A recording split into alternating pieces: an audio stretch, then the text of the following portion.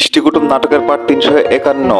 সাজবাতি কলেজে যায়। কলেজে যাওয়ার পরে বাংলা টিচার সহ সব ছাত্রছাত্রীর সাথে কথা বলতে থাকে। বাংলা শিক্ষক বলে, সাজদা দিদি তুমি আগে কত এসেছো, কত তুমি আমাদের এই কলেজে অনুষ্ঠান করে কত পুরস্কার নিয়ে তুমি আমাদের কলেজের মুখ উজ্জ্বল করেছো। তোমার জন্য আমরা রিহার্সেলটা শুরু করতে পারছিলাম না, তুমি আসছিলে না কেন? সাজবাতি বলে যে কে বললো আসেনি, আমি তো এসেছি, যতটা সময় আছে সবকিছুই হয়ে যাবে। বাহামণি বাবুকে নিয়েও কলেজে যায়। বাহার অনেকদিন ধরে ডেঙ্গু হয়েছিল, কলেজ মিস করেছে। বাবুকে নিয়ে যায়, চিঠি লেখে প্রিন্সিপালকে দেয়। বাহা শিখিয়ে দেয় যে প্রিন্সিপাল স্যারকে বলে দিবি বারবার করে, আমার অনেকদিন ধরে ডেঙ্গি হয়েছিল, তার জন্য আমি আসতে পারিনি। বাবু বলে যে হ্যাঁ হ্যাঁ তুই চিন্তা করিস না, তবে বাহা তুই কি জানিস আমি তোদের এই কলেজটাতে কিন্তু অনেকবার এসেছি। বাহা জিজ্ঞেস করে যে তুই এই কলেজে কি করতে আসতি? আমার একজন পরিচিত থাকতো, সে এখন কোথায় আছে আমি জানি না, চ তাহলে তোর প্রিন্সিপালের রুমের দিকে যাই। বাংলা শিক্ষক বলে যে আমাদের এই কলেজে নতুন নতুন ছেলে মেয়েরা ভর্তি হয়েছে, সবাই অনেক ট্যালেন্টফুল, তার মাঝে একটা মেয়ে তো ভর্তি হয়েছে অসাধারণ। বাহার কথা বলাতে সবাই একটু হাসাহাসি করে। মেয়েটা অনেক সুন্দর নাচ করতে পারে, তার নাচ আমরা দেখেছি, চলো তাহলে আমরা প্রিন্সিপালের রুমে যাই।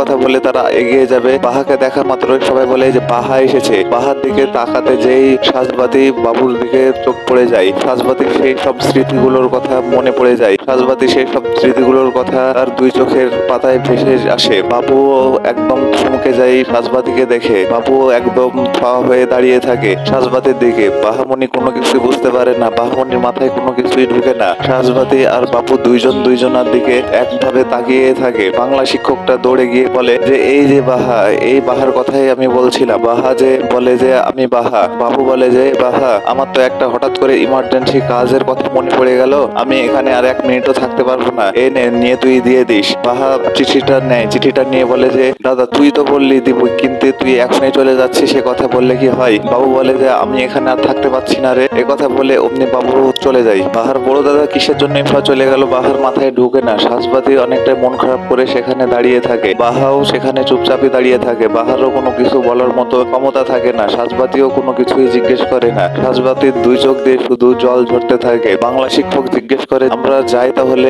প্রিন্সিপাল স্যারের রুমে, আর তোমরা যাও যে যার মতো তোমরা ক্লাসরুমে যাও, আমি সাজবাতির দিদিকে নিয়ে যাচ্ছি। সেখানে একটু কিছুক্ষণ সাজবাতি দাঁড়িয়ে থাকার পরে বলে যে আপনারা একটু দাঁড়ান, আমি আসছি। তিনি চলে যাওয়ার পরে বাহা বাংলা শিক্ষককে জিজ্ঞেস করে স্যার তোকে একটা কথা জিজ্ঞেস করব। বলে যে হ্যাঁ হ্যাঁ জিজ্ঞেস করো, করবা না কেন? মেয়েটা কে, কিসের জন্যই বা এভাবে কাঁদছিল, তার চোখে জল দেখলাম কেন? বলে আরে না বাহা তুমি ভুল দেখেছো, তার চোখে কিসের জন্য তুমি জল দেখতে যাবা? বলে না না আমি তার চোখে জলই দেখেছি, তার মনটা অনেকটাই খারাপ ছিল। বলে আরে না ও কাঁদতে যাবে কেন, ও ওয়াশরুমে গেল ফ্রেশ হওয়ার জন্য। তো আচ্ছা ঠিক আছে, তুমি যখন এত বারবার করে বলছো, সাজবাতি দিদি আসলে আমি তাকে জিজ্ঞেস করবো। বাহা বলে যে কি বললি তুই, নামটা কি আরেকবার বল। বলে সাজবাতি, সন্ধ্যার যে বাতি জ্বালানো হয় তাকে বাতি বলে, সেই সাতবাতির কথাই বলছি। বাহা মনে মনে চিন্তা করতে থাকে এই কথাটা তো আমার পরিবারের মানুষজনের কাছে শুনেছি। সাজবাতি দিদিকে দেখে দাদা মন খারাপ করে চলে গেল, দুজনকে সামনাসামনি এতদিন পরে দেখা হয়ে গেছে, তাই এখন তাহলে কি হবে মারণ গুরু? বাহা অনেকটাই চিন্তা টেনশনে পড়ে যায়। দিব্যবাবু অসুস্থ থাকার কারণে বাহামণি ফলমূল কিনে নিয়ে দিব্যবাবুকে দেখার জন্য যায়। দিব্যবাবু চোখ বন্ধ করে শুয়ে থাকে। ফলমূলগুলো সেখানে রেখে দিব্যবাবুর কাছে যেয়ে বলে দিদিমণির বাপ তুই কি ঘুমিয়ে আছিস?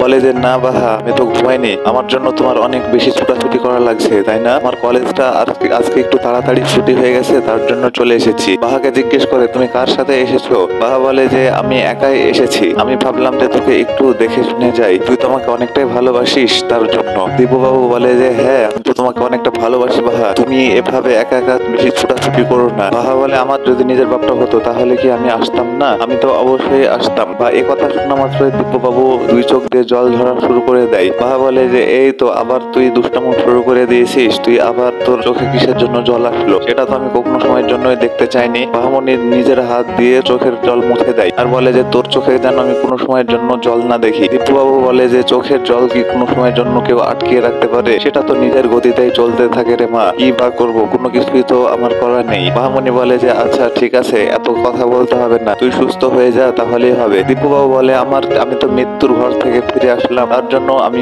বুঝতে পারছি যে আসলে জীবনটা কতটাই কঠিন। বাহামণি আর দিব্যবাবুর ভিতরে কথা হয়, কথা হতে হতেই দিব্যবাবু বাহাকে বলে যে বাহা তোমাকে একটা কথা বলি, যদি তুমি কিছু না মনে করতাম। বাহা জিজ্ঞেস করে আচ্ছা কি বলবি বল তুই। দিব্যবাবু বলে যে তুমি কি আমাকে অন্য কিছু, দিদিমণির বাবা না বলে অন্য কোনো কিছু বলে ডাকতে পারো না কি? অন্য কিছু বলে আমাকে ডাকবা? বাহা বলে যে আচ্ছা ঠিক আছে আমি তোকে একটা আমি নাম দেবো নি। দিব্যবাবু বলে যে আচ্ছা সে ডাক্তার না হলে তুমি তুমিও সবারই অন্তরালে ডাকলা, সবার সামনে না হয় তুমি না ডাকলা। বাহা বলে যে তোর যদি আমি একটা নাম দিই তাই সেটা তো আমি সবার সামনেই ডাকবো, চুপি বা কিসের জন্য বলতে যাবো। দীপু বাবু বলে যে তুমি হ্যাঁ অবশ্যই সবার সামনেই ডাকতে পারবা, তুমি আমাকে সবার সামনেই ডেকো। দীপু বাবু বলে যে আমার মন মেয়ে যেমন আমাকে বাপি বাপি করে ডাকে, তুমিও না হয় একটু আমাকে সেভাবে ডাকলা। তুমিও তো তোমার বাবার জন্য কলকাতাতে এসেছো, বাপের জন্য তো তোমারও মনটা অনেক ছটফট করে। বাহামণি সেখানে একটু চুপ হয়ে যায়, আর বাহামণি বলে যে দিদিমণির বাপ, তোর সাথে আজকে কথা বলে বুঝলাম তুই সত্যি আমাকে আরো অনেক বেশি ভালোবাসিস, তার জন্যই তুই এরকম কথাটা বললি। কিন্তু সত্যি কথা বলতে কি জানিস, আমি না তোকে বাপ বলে ডাকতে পারবো না, তুই আমাকে ক্ষমা করে দিস। দিব্যবাবু সেখানে অনেকটাই কষ্ট পায়, বাহামণিও অনেকটাই কষ্ট পায়, কিন্তু আসলে কারোই কোনো কিছু বলার থাকে না। দিব্যবাবু বাহাকে একদম সরাসরি কোনো কিছু বলতেও পারে না। বাহামণি সেখানে চুপচাপ দাঁড়িয়ে থাকে আর দিব্যবাবুকে বলে যে তুই এগুলো এখন বলিস না। দিব্যবাবু আর বাহামণির মাঝে কথা হতে থাকে।